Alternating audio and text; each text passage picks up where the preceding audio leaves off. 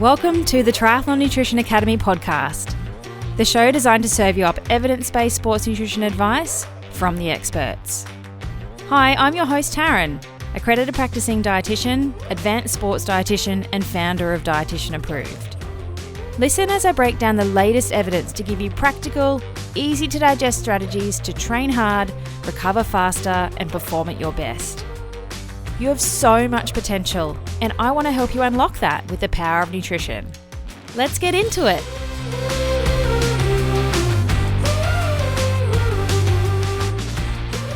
Recently, I did a bit of an experiment on myself. I did a BIA, or Bioelectrical Impedance Analysis scan, right before a training session and then immediately after.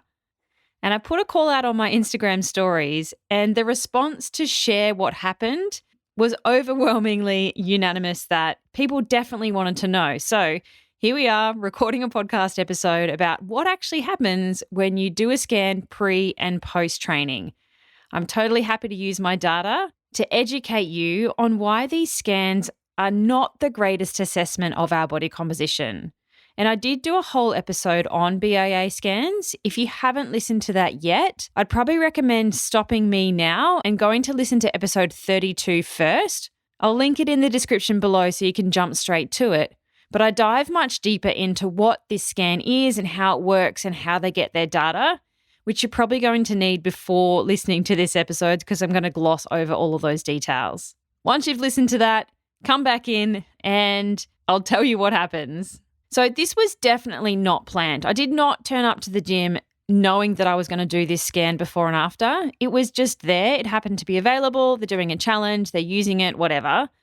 But I thought it would be fun. And I always have a very critical mind, and I always use myself as an experiment as well. So, curiosity definitely got the better of me that day. But this was not a controlled, planned thing in any way. I literally did the scan when I turned up to the gym immediately before I started training. I was actually a couple of minutes late to training because I did the scan. So I wasn't fasted. I did have a milky coffee beforehand because, sports dietitian, and that ticks my pre-training boxes for this type of session. And I didn't control things that you could control for. Like I didn't measure my sweat losses or urine losses or anything like that. So this is definitely not a published research study. It is just a personal experiment on myself that I'm sharing with you.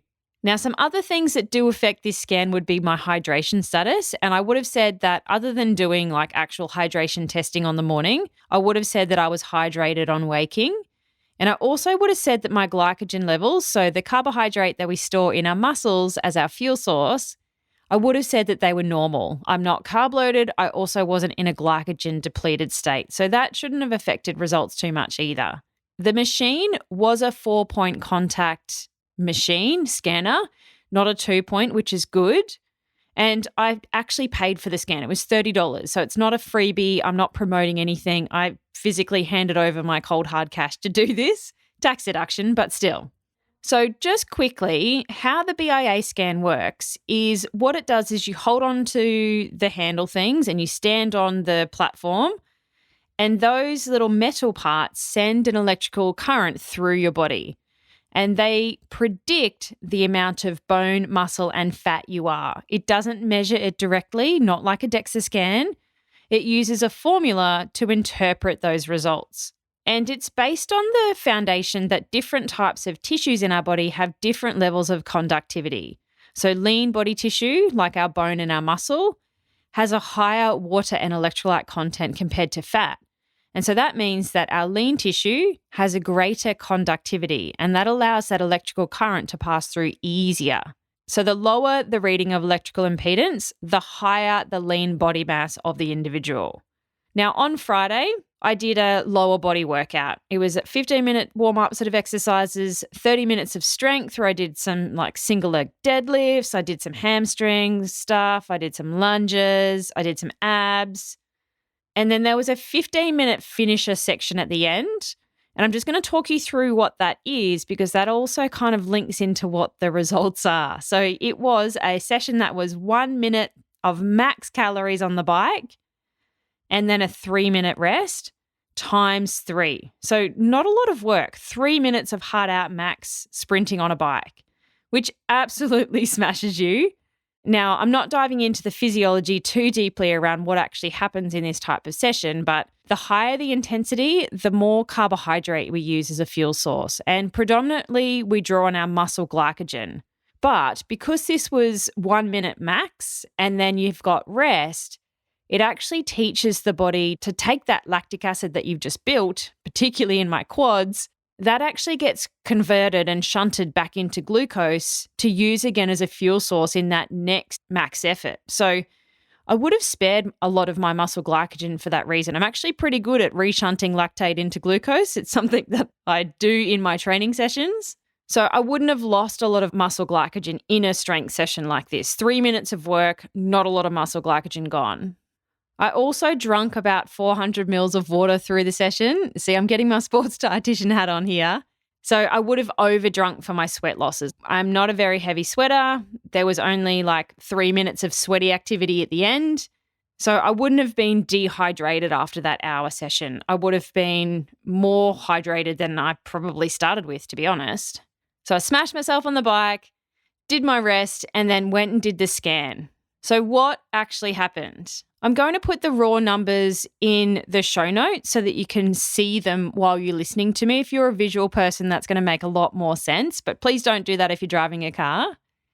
So before the session, I was 61 kilos, and after the session, I was 61.1 kilos. So I gained 100 grams through that session, which I don't know, probably makes sense. I drank 400 mils of water. That's 400 grams. It's unlikely that I lost 300 mils in sweat, but whatever. Interestingly, on the weight thing, the scan gives you like a 1-page report, which is honestly the most confusing thing you've ever seen in your life. And I know how to read these. There's numbers everywhere and it doesn't explain anything about anything. But there's a little weight control section up the top right, and it says before the session, I needed to gain weight. My target weight, they set at 62 kilos. And so it's telling me before I go and do training that I need to put on a kilo. Like, no, thank you. And then afterwards, it's telling me that I actually need to lose weight now. I need to lose 300 grams and I need to lose a kilo of fat and put on 0.7 kilos of muscle. So the difference of an hour, it's gone from somebody telling me I need to put on weight to somebody telling me I need to lose weight. So if you didn't look at a scan like that with a critical eye, I don't know about you, but you would probably be a little bit disappointed. My skeletal muscle mass before and after, so how much like lean muscle tissue I had, was 25.9 kilos before and 25.4 kilos after. So it actually lost 500 grams of muscle apparently in my session. Now, I could be a little bit dehydrated, which would make sense, but I really don't think I was. And I could have lost a whole heap of muscle glycogen through that session, which again, I don't think I really did. My body fat percent. This is what most people look at first. So before, I was 23.1% body fat, and afterwards, I was 24.6% body fat. So apparently I gained 900 grams of fat while I was in training. How disappointing is that? And they also break that down into visceral fat. Now, visceral fat is a fat that sits around your organs. I don't actually know what scale they're using, but they suggest it should be between 1 and 9 to be healthy because we don't want fat sitting around our organs. That's actually really bad for us. So before training, my visceral fat level number was 5, and after the session, it was 6. So apparently I put on 1 level of visceral fat while I was training also, which would be really bad. My BMR, which it would estimate from the data and use an equation, before the session was 1,383 kilocalories, and after the session, it was 1,365 kilocalories. So it actually decreased. My basal metabolic rate decreased with training. My bone mineral content also decreased with training. It went from 2.95 kilos to 2.84 kilos. Now, we don't want our bone mineral content to decrease. We want them to be nice and strong and our bone matrix to be, robust. So again, not a good change. Interestingly, so if we talk about the circumferences, which the scan is measuring of like your neck, your chest, your tummy, your hips, your arms, those also changed. And now that physically can't really change in an hour session. Like maybe if you did a big bicep pump up, they'd fill up with blood, but I didn't do much upper body and my arms increased almost a centimetre. So my arm circumferences right and left at the beginning were 28.5 centimetres. And then afterwards, they were 29.1 and 29.2 centimetres. So just trying to highlight that these scans are not the most accurate numbers going around. My neck circumference also increased by a centimetre in training. And my chest also increased by half a centimetre in training. Now, everything is different. The last thing I wanted to highlight was my height. So before training, I was 169.8 centimetres. And apparently after training, I was 168.2 centimetres. So I'd shrunk through the session.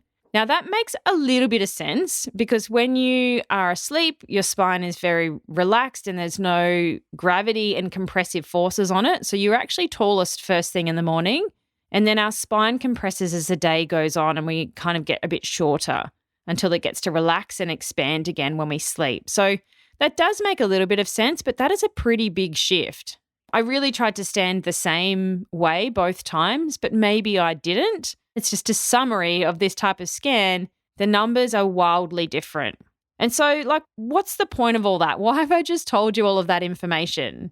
It's definitely an interesting experiment and it proves that those scans really just need to be taken with a grain of salt. They are very easy to manipulate and you shouldn't bank on those numbers being exactly what you are or 100% accurate.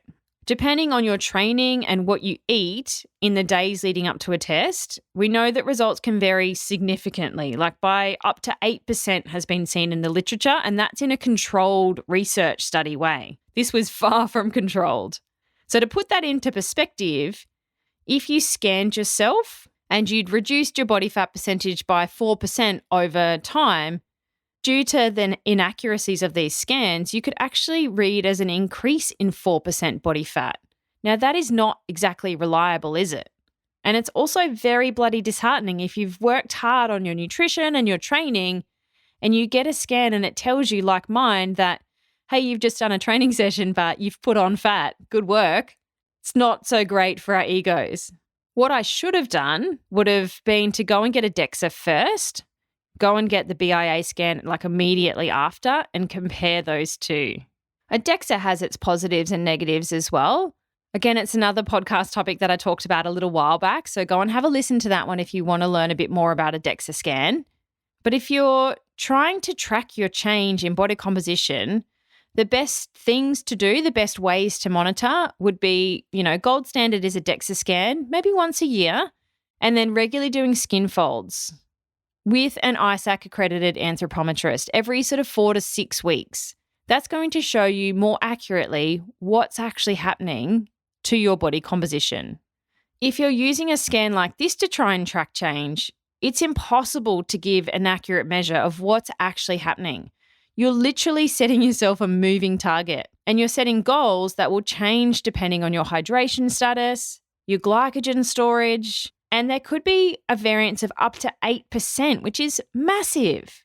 Now, I don't think there's any point in measuring something if it can't accurately track that progress. If I was really bothered with my body composition, this scan would make me feel very disappointed about the whole process of eating well and training. But because I don't care and I know how grey these numbers are, I'm okay. In this case, the scan's in the gym because they're using it to assess the change before and after a 4-week challenge. So if you train with me at the gym and you're listening to this and you're competing in that challenge, make sure you do a couple of things for me so that you can cheat your results and make it look like you've done an awesome job. So make sure you do your scan before you train. Make sure you're really well hydrated before you do your scan as well so that electrical conductivity is not slowed down by any extra fat. And you could also try and carb load yourself as well to make sure that your muscles are full of glycogen, which stores with water and helps that electrical conductivity as well. And then your first scan, which is a little bit too late now, but you would have wanted to turn up really dehydrated and a little bit glycogen depleted as well to make that scan look like you had more fat on than you actually do. But don't tell the boys I told you to do that. So there you have it, a fun little experiment that I'm letting you in on. Don't do a scan before and after training just for shits and giggles like I did. It's not going to end well. And it also just highlights the gross inaccuracies with this type of scan. So save your money. Go and get a DEXA scan, like maybe once a year if you do want to see what's going on a bit more specifically. And then if you are trying to do some sort of nutrition intervention and drop some body fat or put on some muscle, then look for an ISAK-accredited anthropometrist to do your skin folds at regular intervals because you can't really cheat those.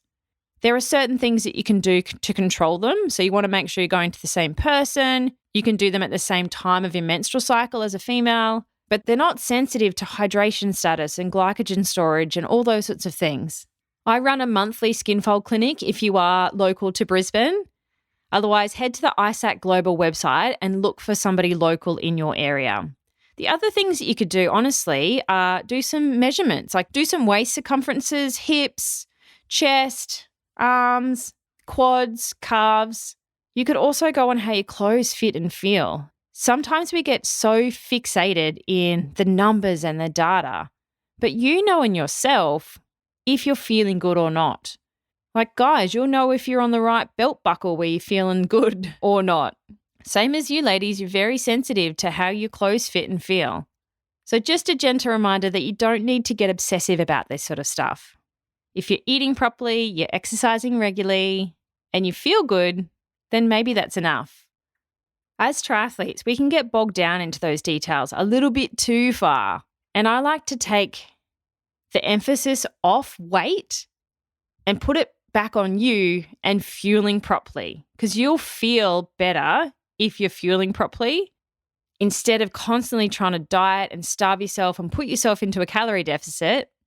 But fueling properly, you'll have energy and your body composition will sort itself out without you having to chase it. And that's something we talk a lot about inside the Triathlon Nutrition Academy. We don't talk about race weight until the third phase, once we've done a whole heap of foundational work around day-to-day eating and fueling training sessions. Because once you've got those foundations right, everything else slots into place so much easier. There you have it. Don't do a scan pre and post training. Doesn't end well. If you have any questions around my scan and the data and there's something that you're not sure about, just send me a DM on Instagram at dietitian.approved or come and join me for coffee and questions. It's on the first Thursday morning of every month inside the Dietitian Approved Crew Facebook group. You've just missed this month's, but I'll see you on the first Thursday next month. Thanks for joining me for this episode of the Triathlon Nutrition Academy podcast.